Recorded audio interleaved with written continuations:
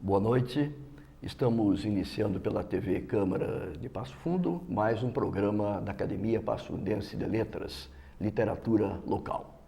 E hoje nós estamos recebendo deste programa Pablo Moreno, é o pseudônimo literário de José Antônio Machado. O Pablo é editor e escritor de literatura infantil, infanto-juvenil e adulta, com 9 livros publicados. É licenciado em Filosofia pela Universidade de Passo Fundo, bacharel em Direito também pela nossa universidade, tem diploma em Proficiência em Língua Espanhola pelo Instituto Cervantes, especialista lato sensu em Processo Civil pela IMED e assistente de juiz do trabalho no Tribunal Regional do Trabalho. E também o Pablo é diretor de divulgação da Associação Gaúcha de Escritores, na gestão 2016-2017. Tem muitos livros publicados, livros de crônicas, livros de contos, como Porque os Homens Não Voam, crônicas, Um Menino Esquisito, uma poesia infantil, Flor de Guernica, crônicas, Menino Peixe e outras histórias, Menina de Asas, Minha Avó Tecia o Mundo, Quase um Passarinho, O Anjo Destrambelhado, Valdrada em Histórias Fantásticas, O Rei Descalço, literatura infantil, e mais recentemente Vai e Vem, escrito juntamente com o Dr. Jorge Alberto Salton e Adelmiro Ciesseri. Pablo, boa noite. Boa noite, com grande alegria que estamos recebendo o amigo Pablo. Gostaria de dizer aos telespectadores, é um velho amigo de jornadas, não é? Fizemos algumas viagens, pedagógicas, algumas aulinhas. Algumas aulinhas, como dizia um velho amigo nosso. Chapecó, em Juí, Santa Maria, Santo Ângelo. Alguns quilômetros rodados, não é? Pelas estradas. Soledade, Lagoa Vermelha, Carazinho. Né? Pelas estradas da vida. De alma. Mas, Pablo, antes de nós começarmos o nosso papo, faz-se necessário uma homenagem ao grande poeta Ferreira Goulart, que acabou de nos deixar. Ferreira foi poeta, crítico de arte, tradutor e ensaísta. Um homem que sempre teve, não é, Pablo, um grande engajamento político e fez na sua obra denúncias sociais, notadamente, né, nos anos 1950, 1960 e 1990. Eu vou ler um trechinho de um dos poemas mais bonitos do Ferreira Goulart, Traduzir-se. Uma parte de mim é todo mundo, outra parte é ninguém. Fundo sem fundo. Uma parte de mim é multidão, outra parte estranheza e solidão. Inclusive, este poema recebeu música de Raimundo Fagner, né? Isso, e fez um sucesso muito grande. Uma interpretação muito conhecida ultimamente é da Adriana Calcanhoto. Exatamente, a Adriana também resgatou este poema. E o Pablo, no seu livro Flor de Guernica, sobre o qual daqui a pouco a gente vai conversar, na crônica A Carta, ele começa dizendo o seguinte: literatura que se preze precisa sangrar vida, e a vida adquire sua semântica pela literatura. Dizendo literatura, onde Goulart disse poesia, parafraseio.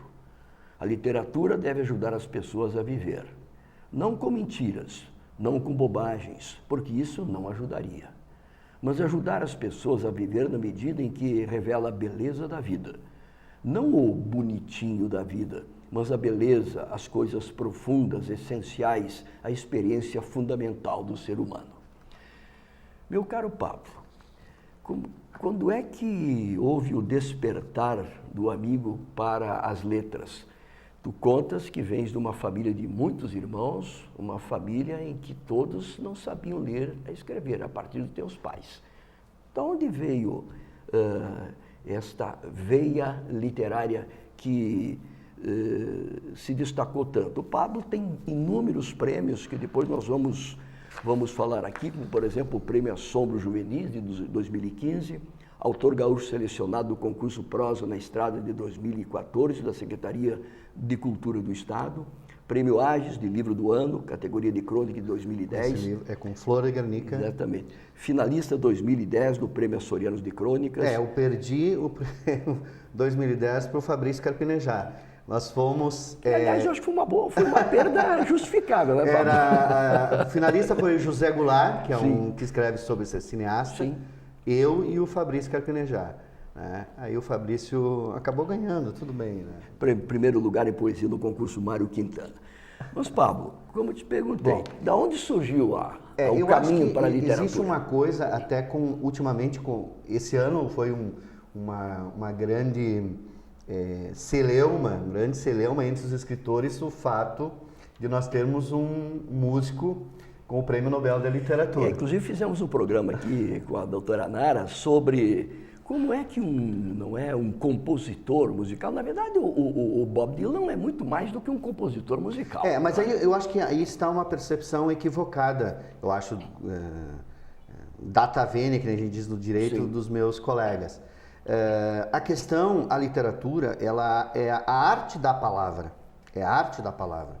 E a palavra, se nós formos ver a origem da literatura, durante a Idade Média, eram as canções medievais, né? Os poetas, eles cantavam, muitas dessa literatura no início, que começou a própria poesia, era música. Então, eu acho que esse encantamento pela palavra é que é o importante. E nós temos, assim, o próprio Chico Buarque, hoje é um grande escritor. Exatamente. E nós temos o prêmio, esse ano foi ganhado pelo poeta, se podem ver, eu não me lembro, acho que foi Arnaldo Antunes que ganhou esse ano, de poesia, o prêmio Jabuti, se eu não me engano. Sim. Né?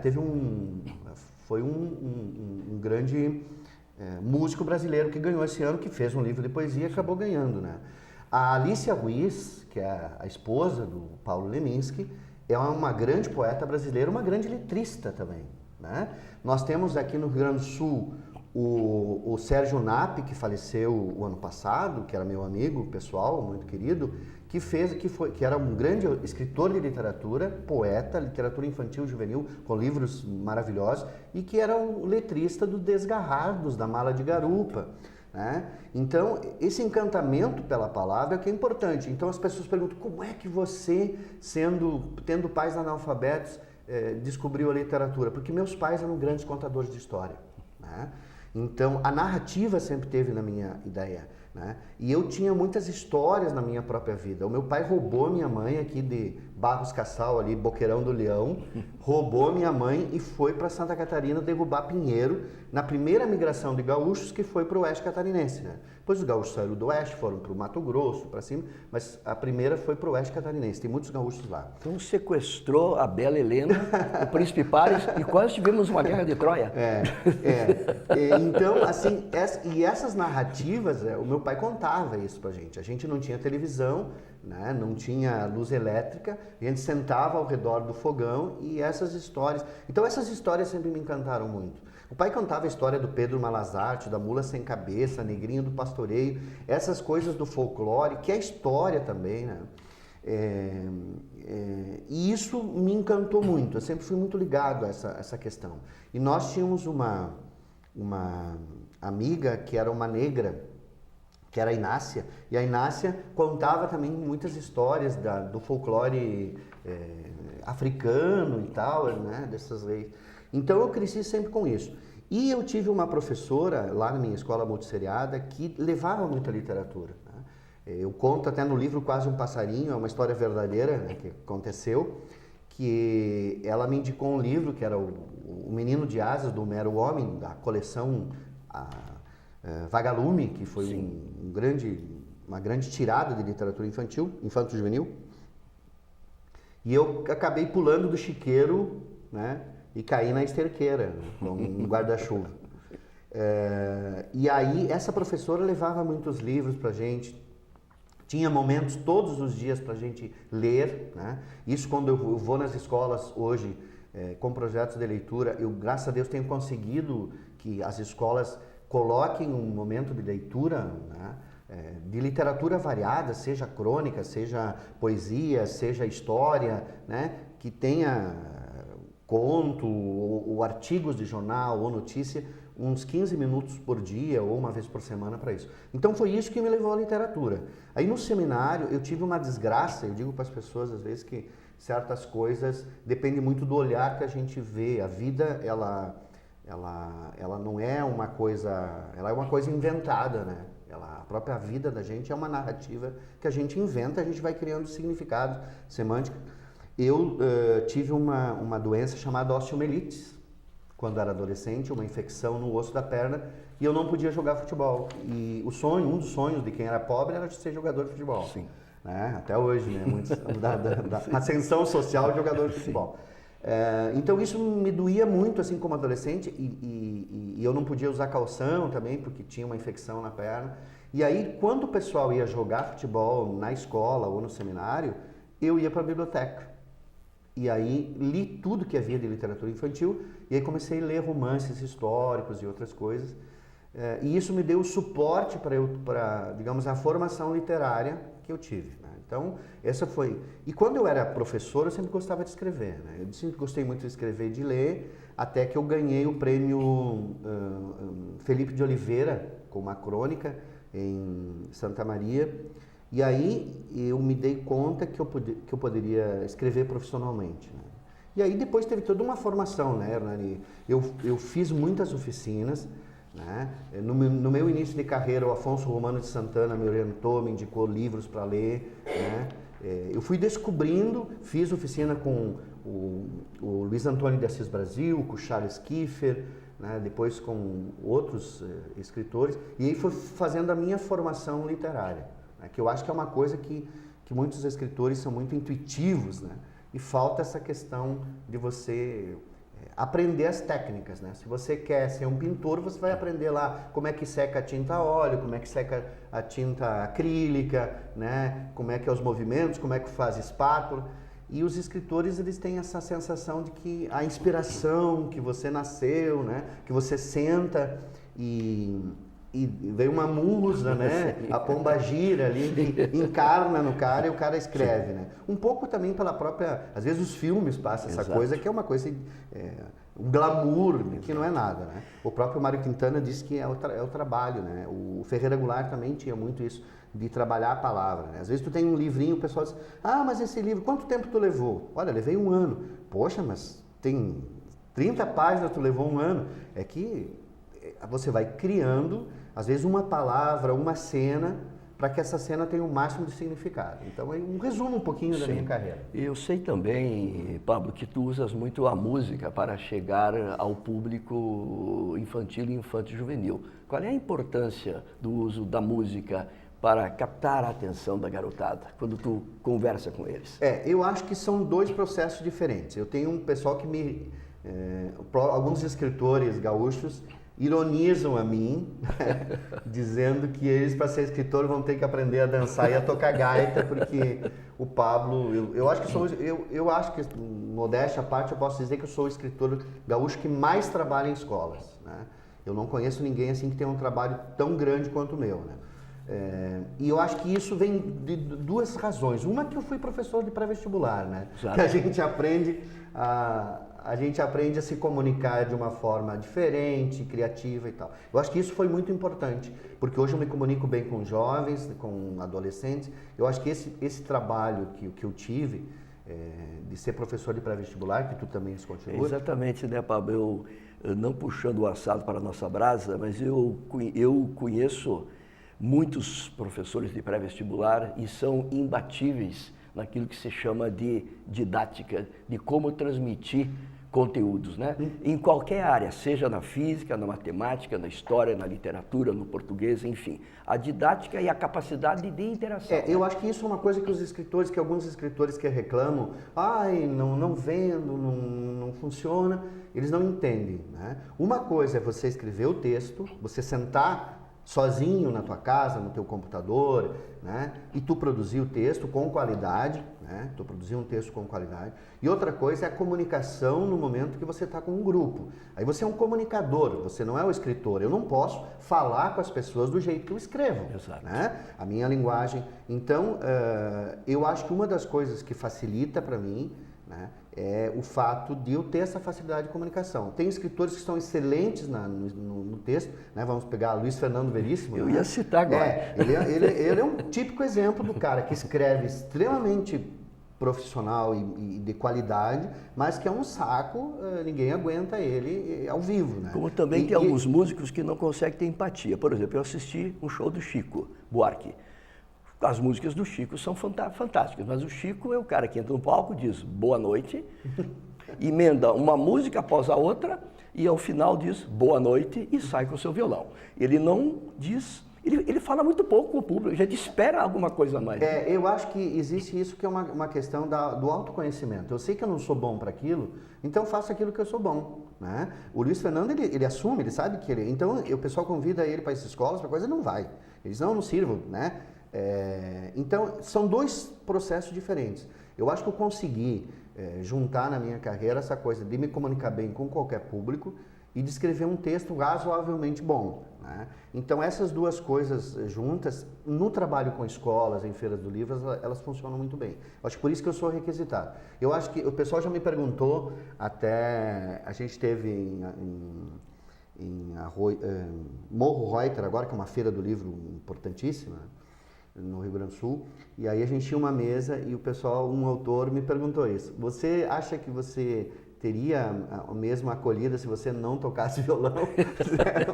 Me botou contra a parede, eu disse não, tenho certeza que não. Bom, nós vamos fazer um pequeno intervalo e já voltamos para continuar conversando com o Pablo Moreno.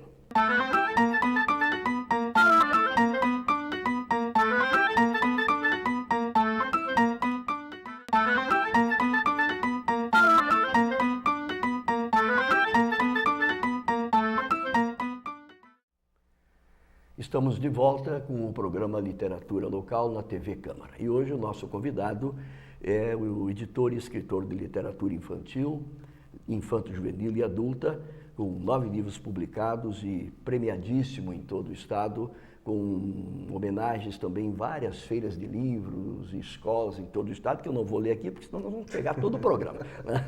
Que é o meu prezado amigo Pablo Moreno. Pablo, a crônica é uma narrativa histórica, né, que expõe os fatos seguindo uma espécie de ordem cronológica, né, vem de cronos, né, de tempo. Não é? Uma narração curta, que narra fatos do cotidiano, normalmente é publicada em revistas, em jornais.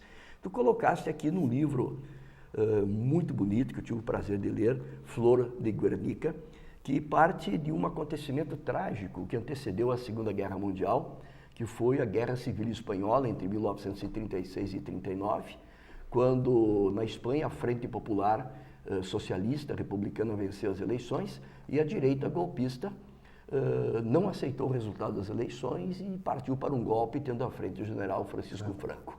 E naquele momento, o nazifascismo aproveitou para apoiar o golpismo franquista e aproveitou também para testar as suas armas.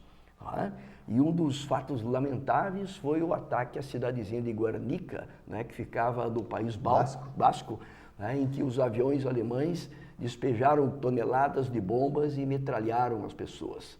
A partir daí surgiu um movimento para denunciar esse massacre e Pablo Picasso fez um mural, uma espécie de um painel. Isso é 3x7, né? É enorme. Exatamente, né? Mostrando a tragédia. E lá no meio deste mural, dias atrás trabalhava com os alunos em sala de aula, Pablo projetava aquele grande mural, né?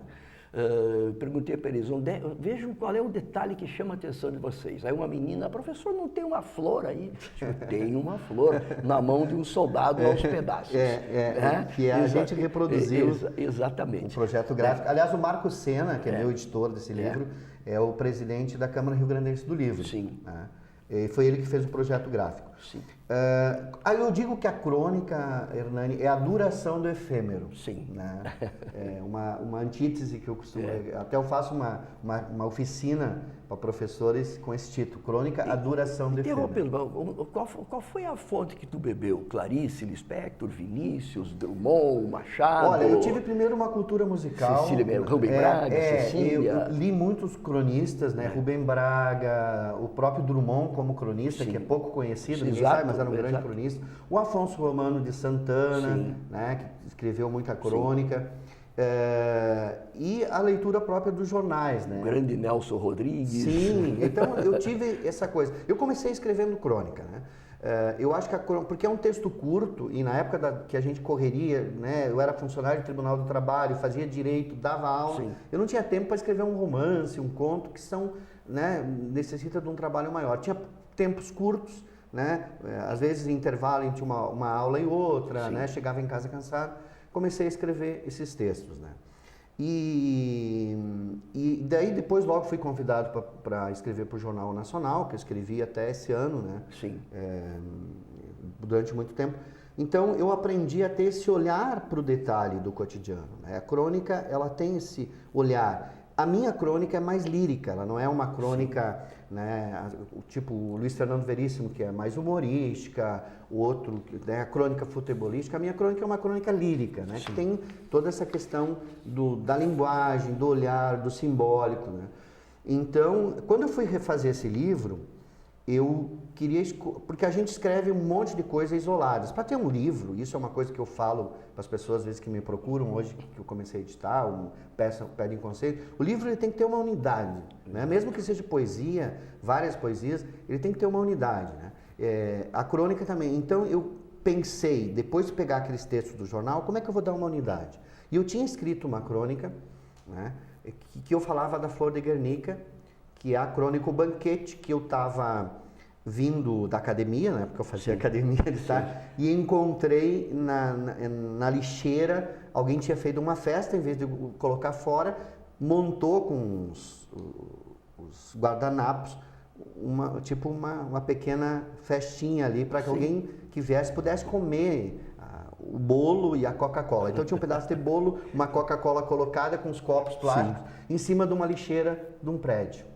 E aquilo diz, poxa vida, numa cidade desumanizadora, em que as pessoas são individualistas, né? Eu falo esse banquete no lixo e digo, isso é uma flor de Guernica, é como a flor, né? Aquela na mão do soldado, no meio de toda aquela tragédia, aquela flor, essa metáfora que eu uso para falar. Sim. E eu começo a dizer, para quem que preparei? Primeiro olho para mim, digo, será que é para mim isso aí, né? Aí eu digo, não, mas eu não gosto disso, eu não gosto daquela coisa, né? Eu começo a fazer uma crítica social da minha posição na sociedade. Não, mas eu não gosto de creme, eu não gosto de Coca-Cola, só tomo refrigerante diet, né?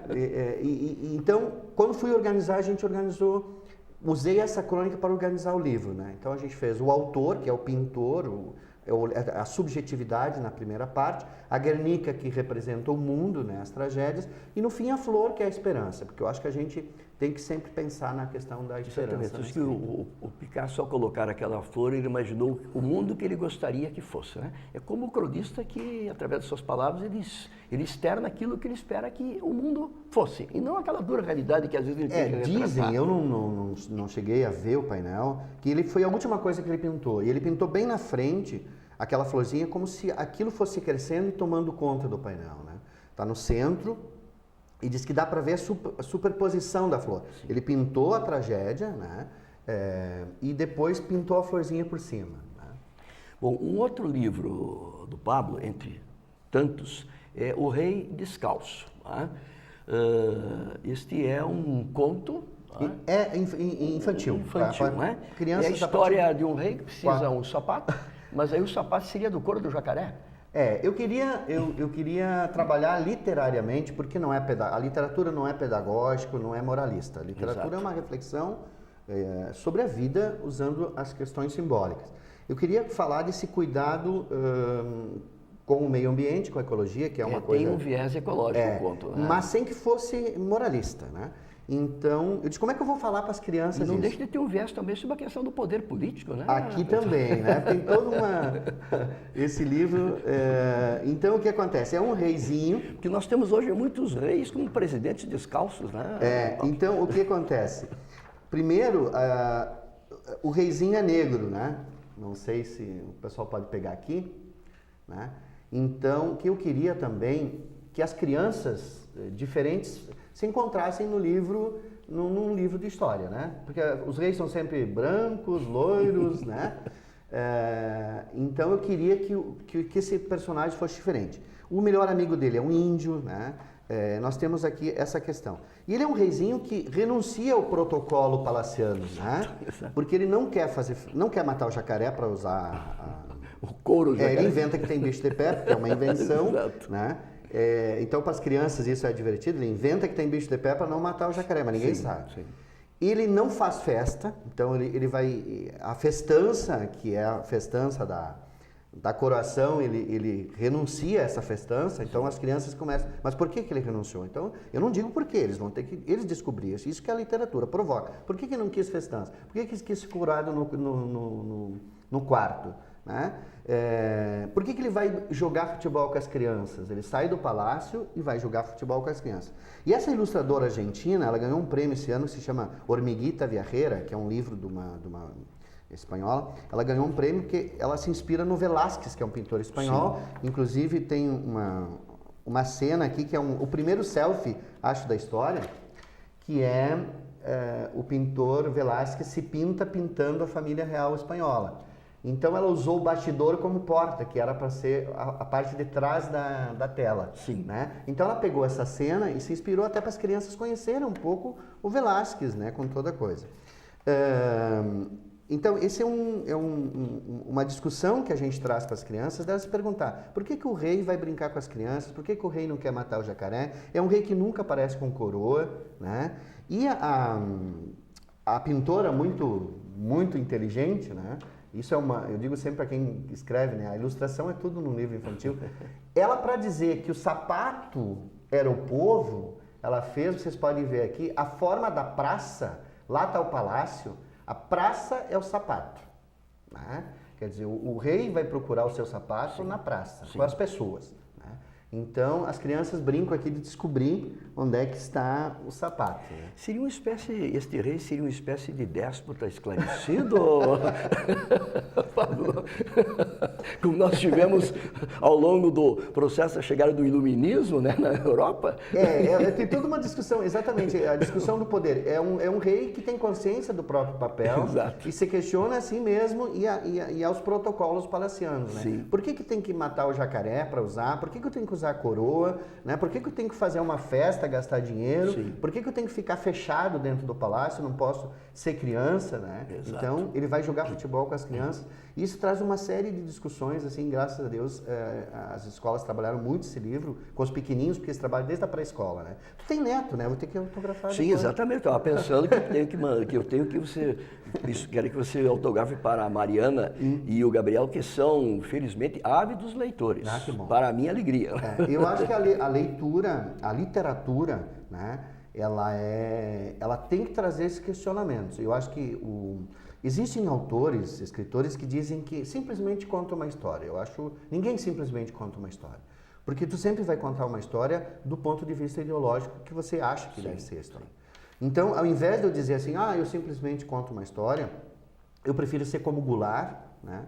E dizer, não, eu tenho um compromisso com o mundo. Eu escrevo comprometido com as coisas que eu acredito. Exato. Né? Então eu faço, acho que isso é um diferencial da minha literatura também, porque as escolas adaptam muito, porque eu trago discussões importantes. Eu não dou respostas, a literatura não traz respostas, ela traz questionamentos. Exato. Então, eu tenho a alegria de dizer, eu faço uma literatura comprometida com as coisas que eu acredito. Eu não posso escrever uma coisa com uma visão de mundo que eu não acredito. Inclusive, eu tive um livro que eu tinha escrito um absurdo, né? E graças a Deus, desde o primeiro livro, eu tenho uma editora e uma leitora crítica que me orienta nessa produção, que lê o texto de um olhar crítico e me dá um retorno. Sim.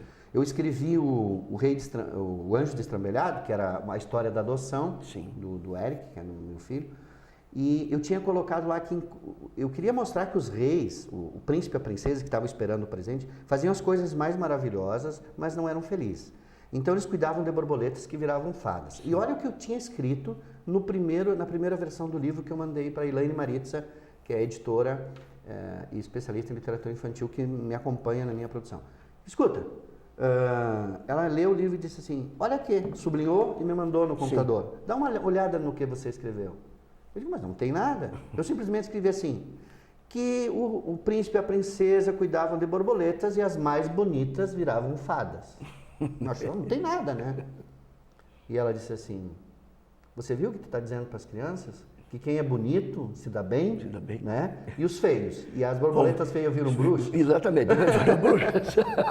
Então são essas coisas que a gente tem que cuidar quando a gente escreve para criança, né? O pessoal vem... Para não gerar um certo preconceito, né? Porque eu acho que a gente não pode reproduzir o que já tem na sociedade em outro lugar. A gente tem que questionar isso. Exatamente. Né? E o pessoal me procura e diz, eu tenho um sonho de fazer um livro infantil. Eu digo, vai ler bons autores, vai ler o que é literatura infantil, depois tu vai... Eu não posso chegar assim, Hernani, eu tenho um sonho de dar uma aula de história. Você vai fazer faculdade de história. Né? Eu tenho um sonho de realizar... Eu tenho o meu sonho de fazer uma cirurgia cardíaca. Sim. Né? Vai fazer medicina, vai fazer. E daí o cara tem um sonho de escrever um livro infantil e simplesmente pega, escreve e faz. Né? E aí tem porcaria. É preciso ter preparo, né? Ainda no último programa eu conversava aqui com o professor historiador Ney Dávila, né? Nós discutimos que tem muitos curiosos na área de história, né? Mas para escrever história é preciso ter um preparo, né? Um curso equivalente. Pablo, o que te agrada mais? O que te satisfaz mais? Como contista ou como cronista? Ou ambos? Olha, eu acho que a literatura infantil me agrada mais. Eu comecei publicando crônica, né? Eu vi pelo entusiasmo agora. Eu gosto da literatura infantil porque, primeiro, onde a gente tem a formação dos leitores adultos. Né? Então, você começa com a criança, se você mantém uma boa literatura, só que tem que dar livros bons para as crianças, curiosos, diferentes, questionadores. Né? E o retorno afetivo das crianças, Hernani, é incrível. É incrível. Eu estou com o meu escritório cheio de cartinhas, de trabalhos que as crianças fazem, né?